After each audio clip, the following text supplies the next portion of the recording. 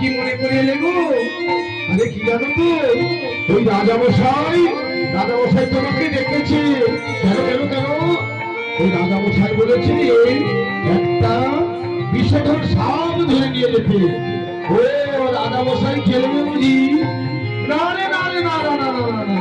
আরে ওই রাজার যে পুত্র প্রহ্লাদ, তাকে যেন ওই কালসাপ দংশন করে। ও তাই বলো। তবে আর দেরি না করে চলো চলো চলো, চলো চলো চলো, তাড়াতাড়ি চলো, তাড়াতাড়ি চলো।